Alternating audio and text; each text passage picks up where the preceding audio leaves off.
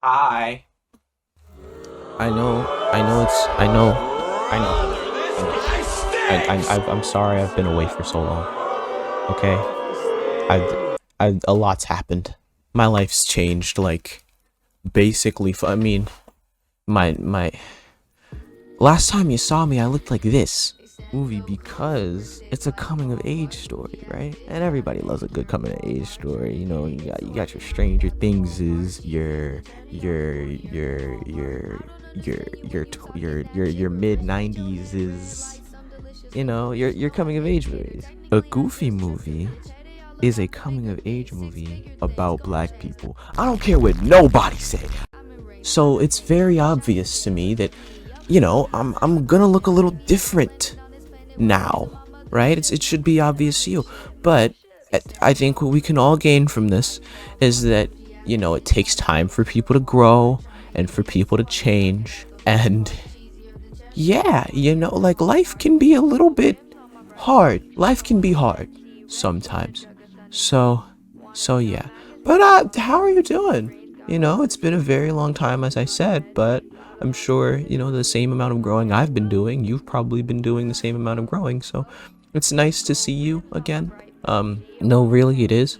Like, I've been gone for so long that, like, kind of forgot how to do this. I tried to make like 3 whole different videos on, this is the third one, on like how I'm a comeback. What's my how do I come back? The first one was 6 months ago.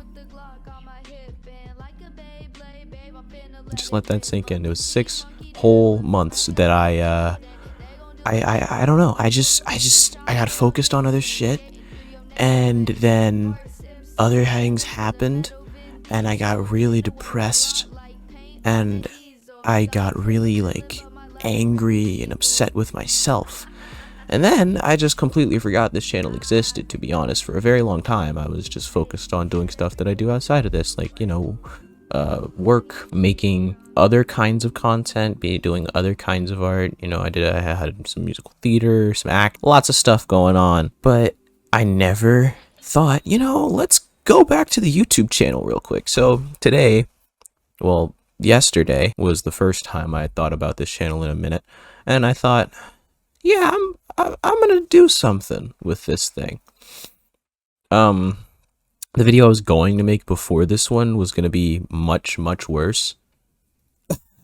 When you're trying to get back into the swing of things, it's kind of hard to do that. So I had to scramble my brain for ideas, because the first idea I had was, let's talk about The Idol, and I didn't like it. My girlfriend didn't like it. I didn't want to make it. It came to a point where I literally was just like, I'm so tired of this video. So I just stopped making the video. I deleted the file. It'll never come out. You'll never see it. But what you will see is this one today. So without further ado, let me take y'all back, man. Because I do so well. It's 2000 something or other. SpongeBob is still in its prime. Bush is still somehow the president. And you and all your friends have been watching this fucking spicy teen drama, okay? You've been on the N network just waiting for episodes of this stuff to come out. It's about season 4, and you've been growing up with the characters on screen. This Canadian drama, of course, called Degrassi. Now, Degrassi had a star-studded cast, but I think one of the main things that people remember from the show was that Drake was in it. Aubery Graham, Wheelchair Jimmy, that's Drake. It's insane to me that Drake was on this TV show, because, like, I don't know, who expects friggin' the guy who made One Dance and also Certified Lover Boy, it's just, 20 years before that, be on a TV show in a wheelchair. It's nothing funny about him being in a wheelchair, by the way. It's just that it's the circumstances. Look, we'll get into that in a second. But yeah, Degrassi, great television show, really good. But the season, Degrassi, great television show, really, really good. But the part that I want to talk about today is season 4 of Degrassi. Season 4 of Degrassi is really, really good because it focuses on a part of high school that I was going through at the time.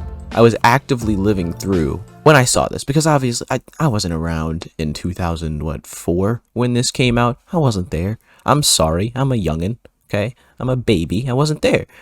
I wasn't there for it. So when I first saw this, I started to recognize like a lot of what was going on. Like there was like people running for student body president. Marco runs for student body president. You know, people figuring out their sexualities and just kind of coming into their own. And I was seeing that on screen. It was happening to me in real life. But yeah. I watched this show during the winter of 2022. So like not the first winter, the second winter, November, December area of 2022. In the end of 2022, around Christmas time, there was a lot of change going on in my brain. And so for the entirety of Christmas break, there was a lot of change going on in other people's brains as well. And like I've been saying the whole time, I'm going on a tangent, but like I've been saying the whole time, the show was also the characters go through a lot of change. But yeah, let's talk about it, so to speak. So in this season, it starts off, like I said, with Marco running for student body president. Marco's, for a little background, Marco is a character that I think was introduced in season 3. I think Marco was introduced in season 3, because that's when Emma and Manny go to high school, and so we meet more high schoolers. But yeah, Marco is a junior in high school at this point, maybe a sophomore. Marco is running for student body president, and he's got a lot on the line because Marco is, how do you say it? He's gay. Anyway, Marco's gay, but he's running for student body president, but he doesn't want anyone to know that he's gay, so he's trying to, win the election without outing himself in the process. But his opponent, Alex Nunez, who I think is also gay, but like, we can get into that later. We might not ever get into it, but Alex, who is like, I'm almost certain is also gay, just didn't know, I guess, at the time. Alex is Marco's opponent. Alex takes some dirty politics into her plan. She gets this scheme that either you're gonna stop running or I'm gonna out you to everybody at the election or whatever, at the debate. So Alex just keeps saying this, keeps driving this point into Marco's skull, like, yeah, buddy, everyone's gonna know your little dirty secret. And Marco just says no. He doesn't stop running until eventually Alex just says until eventually the day of the big debate, Alex just says, I ain't about it. And she just doesn't, like, she doesn't care. She just doesn't say the thing that she didn't do it. So she keeps it the secret, which is, W Alex or whatever. And then they move on from there, basically. Marco wins the election, which is great. And he makes Alex his vice president, which was pretty cool. The subplot of this episode focuses on like Emma and Liberty and Chris, who I think is introduced in this last season as well. Chris is very silly looking. He's got like this weird way, it's very 2000s. He's got this very early 2000s way of dressing, and it's just funny to me. Every time he's on screen, I laugh. But yeah, that's that episode. In the episode right after, Mercy Street, 4th episode of season 4, Rick is brought back to the school. Rick, if you don't know, was he's a pivotal character within the show. to say the least. He's it's a real weird guy, real weird, real bad guy. And in the last season, he pushed over Terry, like in the middle of a park, broke her arm or something, like really damaging stuff. It sucked, but because of that, he's been bullied ever since. And you know, for other reasons, he was kind of just like not a good boyfriend. He was very mean. But yeah, like everyone starts to get really mad about Rick because they should be. He pushed over like one of their best friends. Why the fuck is wrong with you, Rick? All my homies hate Rick. Me and the homies hate Rick. But yeah, Rick tries to apologize and then no one cares. Like no one wants that to happen. And Emma's trying to become friends with the cool kids, the friends of Terry. So Emma's like, yeah, fuck Rick, actually. Fuck this guy. So yeah, Emma and Paige eventually start to go closer and closer because they hate Rick. Like, fucking hate this motherfucker. They bond over their joint distaste for Rick something or other. I don't remember his name, last name. So then, you know, outside of school, Rick pulls up to the place where Spin works and the place where all the cool kids hang out, the Dot, and he pulls up there. Why would he do, like, what the what? But he pulls up thinking, oh, it's gonna be fine. I'm gonna meet up with some kids. We're gonna have a great time. Literally, I say this without like with no like question. Literally, Emma throws him out of the Dots.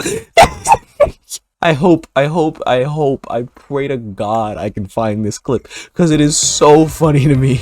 Literally, she fucking whatever. So then we come back to school, and Emma and Paige try and force Rick out of Degrassi.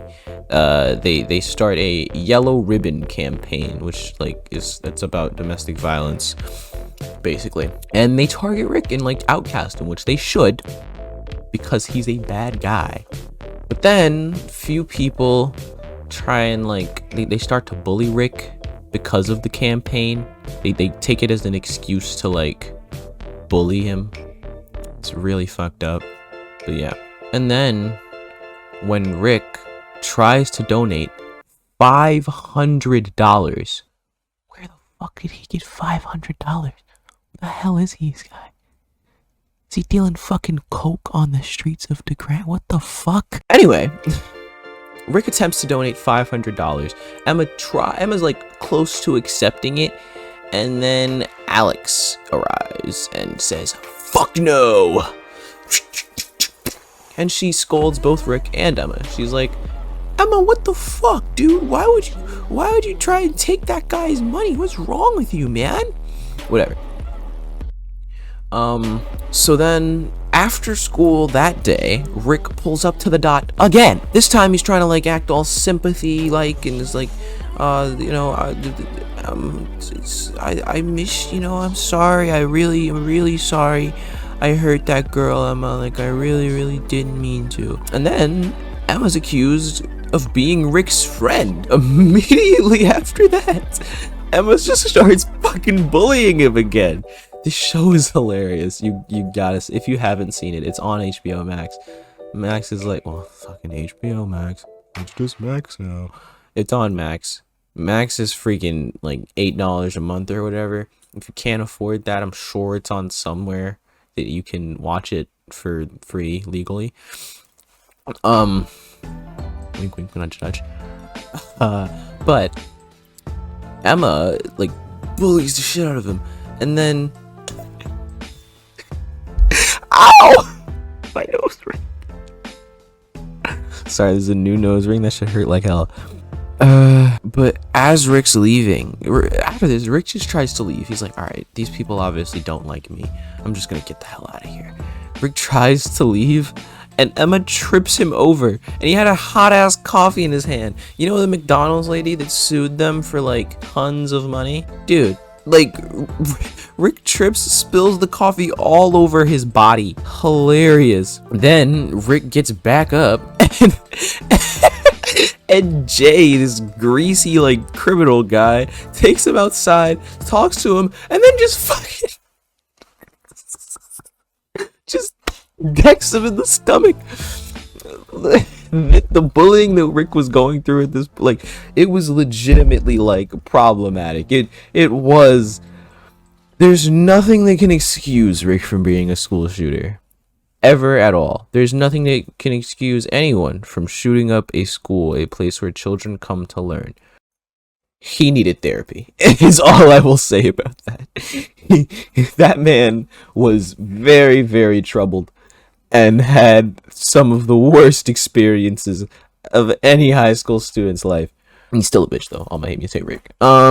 So after that, Alex comes in and tries to hurt Rick even more. Like, she tries to say, I'm about to beat this kid's ass. I'm about to fucking ruin him. But before that can happen, like, Emma's like, all right, dude, let's not. Like, I don't like him, but dude, can we at least leave him alive? We can't bully him. That makes us no better than him. And then she explained her actions. Basically, she's like, I'm not gonna lead the Yellow Ribbon campaign if it's gonna let you guys bully this poor individual. Even though he's not a poor individual and he sucks, don't bully him. Yeah. Then, the next day at school, Emma is no longer popular. She talks to Rick, and she's like, hey, I only helped you because, dude, like, you may have died. I only helped you because of Jay's anger. Jay does bad things when he's angry. I didn't want you to die. That is all. And then Emma asks him, like, what the fuck? Why are you here again? And he's like, I want to prove all of these people wrong. In his, like, Riddler from the Batman fucking esque voice impression. Whatever. So, but there's the subplot for this episode. JT wants Manny to think he's just as attractive as Craig. So he does, like, all of these things. He fucking, like... he does, like, all of these things, and Manny sees JT's dingling at some point, and let's just say, you know the term boyfriend dick? We're gonna skip ahead a little bit because the part that I want to talk about, the part that matters most to me, is like 2-3 episodes ahead. So we're gonna talk about the episodes that everyone knows for this season of Degrassi. Time Stands Still. Time Stands Still Part 1 is the 7th episode of Season 4 of Degrassi. It aired on the N Network. It's one of the best episodes of television that I literally have ever watched. It's so good, so funny, so, like, scary, so real, so... It's so much. This episode is just really good. I'm telling you, go watch Degrassi, man. It's a really good fucking TV show. So, Degrassi is... as you know, about these teenagers, and they're going through their life and they're experiencing teen things. And as I just talked about, Rick is like being bullied. Rick's being heavily bullied in the beginning of this season. But once we get to episode 7 of Degrassi, life's kind of being a little better for him. But yeah, Jimmy became a member of the Whack Your Brain quiz because Heather got like some kind of disease. Jimmy believes the anti-Rick campaign has gone far too far and says, hey, Jay, buddy, lay off. And he talks to Jay and he's basically like, hey, pal, huh? Yeah, buddy. Yeah, you're on thin ice, pal. Whatever. But they don't. They just don't. Basically, the Rack Your Brain quiz is happening, and Jimmy answers a lot of sports questions greatly. Rick is, answers a lot of the street smarts questions correctly, and it looks pretty good. They're in this challenge where they have to like answer. It's basically like a trivia challenge, but like Rick and Jimmy are doing really well. And so Rick and Jimmy start to like bond over this like teamwork that they've been forced into, and it goes pretty well. But immediately, Alex, Jay, and Spinner don't give a fuck. They're like, oh, you piece of shit. I hate this guy. We're gonna fuck him up even worse than we have been in the past few days.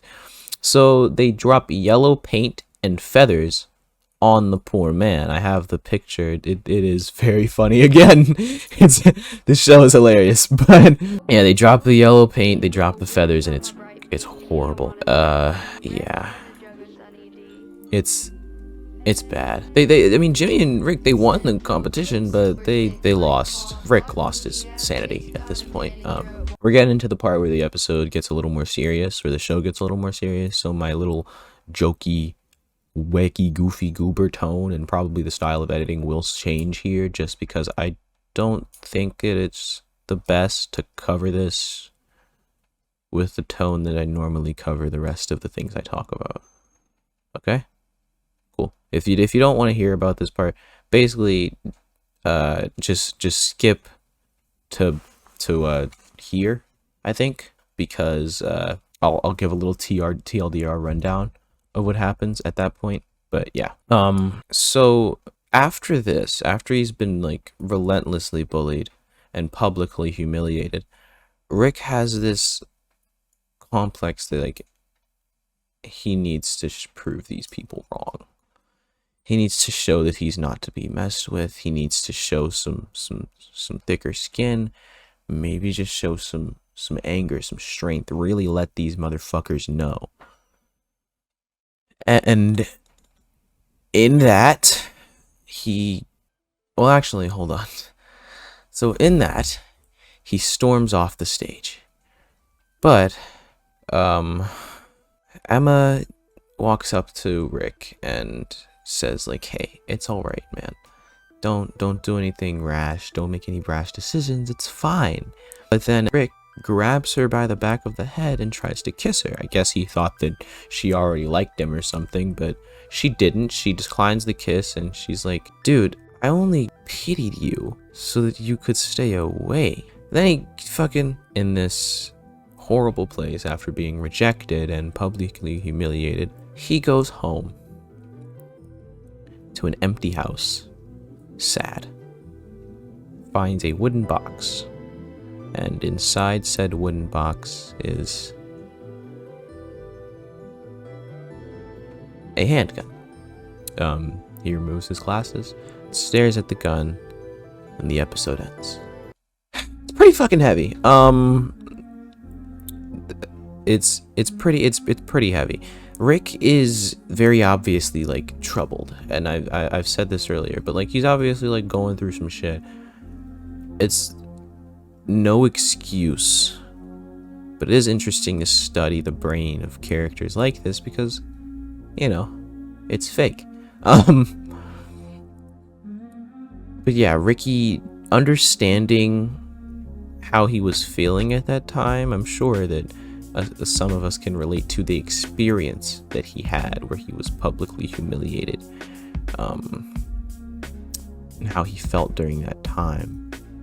Like no one liked him, like he was unsafe, and that needed to change. It is interesting though that he was just able to grab the gun, which shows like a bunch of, you know, parent neglect, but it also just shows how horrible of a person he was, with that his first thought was, I'm going to kill these people. I'm gonna shoot somebody. The next time this shit happens, I'm gonna kill somebody. It's crazy. It's really, and I'm trying my best not to be too jokey. That's my way of coping with trauma. But yeah, it's bad. It's just bad. So we go on to Time Stands Still Part 2. As I was saying, after Rick is publicly humiliated, he wants to kill someone. He comes to school armed. looking for revenge. Yeah, he this time comes back to the school ready to shoot. So yeah, he has the gun in his backpack. He's armed and ready to shoot. Rick immediately is told to go home. It's like everyone's just like, dude, stay home, don't come, you don't have to be here, you know. A ton of people are like, hey buddy, go home. Mr. Raditch says go home. Toby tells him to go home, to no avail. And then Rick just walks into the cafeteria. He walks into the cafeteria and sees Paige. Paige is, in his eyes, his first victim. But Paige actually wins him over with some of like the quickest lines of dialogue ever, where she's basically like, hey, that was stupid, that was a terrible thing to do, that was really weird, you know. Like, I don't know why they did that, it was really sickening and childish. So Paige wins him over with this. He puts the gun away and says sorry for hurting Terry and just dips. He goes out of the cafeteria. He doesn't even eat. Yeah, Rick decides at that point, he's like, okay, maybe these people aren't so bad. I'm gonna put the gun in my locker. I'm gonna be fine. After that, he goes to the washroom to wash the paint off, and he hears footsteps and hides in a stall. It's Spinner and Jay. They walk into the washroom, arguing about the prank that they pulled earlier. And they realize that Rick is in one of the stalls. So Jay blames Jimmy for the prank, basically saying, it wouldn't have worked if Jimmy hadn't been our inside man. And then Spinner's like, what the fuck are you talking about? Oh, we're lying. So then after that, Rick leaves the washroom and is looking for Jimmy. He finds Jimmy near Jimmy's locker, and Jimmy asks Rick, basically like, oh, how you doing, man? Tells Rick that he's got, like, man, I got your back. If anyone bothers you again, dude, just talk to me, I'll handle it. Rick says, Rick doesn't believe him at this point and says, you stabbed me in the back. You set the whole thing up. It's an exact quote. Jimmy is like, dude, what? I defended you. And then Rick pulls out the gun. And it's from there, you know, we all know what happens. Rick shoots Drake in the back. I'm sorry. I apologize. That clip is funny. That's the only funny part about like any of this. Actually, there's a lot of funny stuff, but that's the only funny part about like any of the gun stuff. It's the fucking the theatrics of Jimmy getting shot. Craig walks down the hall and sees Jimmy lying on the floor. So after that, Rick finds Emma with Toby and Sean. He apologizes to Emma for kissing. Trying to reason with Rick, Sean is just like, hey, I've been through the exact kind of pain. That anger is just going to make your life worse. It's only going to get worse from here. Rick tries to figure it out for a moment. He like staggers. He's like, it's like the talk no jutsu almost worked. But then instead of Rick like actually stopping here, Rick instead says, alright, he shot somebody. So he just shoots, he doesn't shoot Emma. He just aims the gun at Emma. And before he shoots the gun, praise God, Sean, big boy Sean, lunges for the weapon and he's like, hey, dude, just stop it. Stop it. And they start to like fight, and then the gun goes off and Sean and Rick both drop to the floor. Rick having been shot by his own gun. Of course, the school enters lockdown. Parents and emergency services start arriving at the school, and they find out that Jimmy is still alive, but Rick is no longer with us. And that is basically what I wanted to talk about, was those episodes of Degrassi. So if you didn't watch that part and you wanted to show back up right here, basically what happened in those two episodes was Jimmy was placed in a wheelchair, and we lost Rick because Rick went on a homicidal tirade throughout the school, but eventually was taken out by Sean. Degrassi is 100% a like introspective show that was way ahead of its time. It's so early 2000s, but it touches on issues that we still as a society struggle with to this day. And it shows that although things change, they are really good at staying the same. Degrassi covers sexuality, sexually transmitted diseases, sex in general, penis size, school shootings, the whole nine. It covers it all, what the entirety of the teenage experience is like. And for that, I don't think this show could be any better than it is. But yeah, I guess that's basically it. I guess that's kind of the end of this video. Yeah. I don't know how to end this. It's been a very, very long time, but I'm glad that I've come back. I think this video is actually going to come out, so thank you for watching. You know, thank you for sitting down for however long this is, maybe 20 minutes, maybe 15, I don't know. It could be fucking 40, but it's probably not gonna be 40 minutes long. But thank you for taking the time to sit down and enjoy this retrospective on a show that I enjoy very, very much. If you enjoyed, feel free to hit the like button, but please don't do it out of obligation. You're not obligated to do shit. I wasn't here for 7 months. You could get in my comments and call me a bastard. Honestly, that's probably the right thing to do, as I've been very, very, very bad at uploading on this YouTube channel. Anyway, thank you again for watching, taking the time out of your day to spend some time and watch this fucking show with me or whatever. And have a good one. Drink water, eat healthy, and stay alive. Toodles.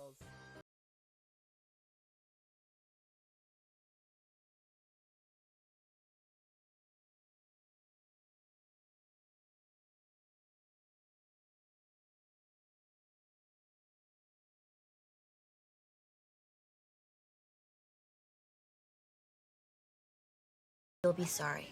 Is that a threat? It's Mr. Radich warned you. You can't touch me. Yeah, maybe not at Degrassi.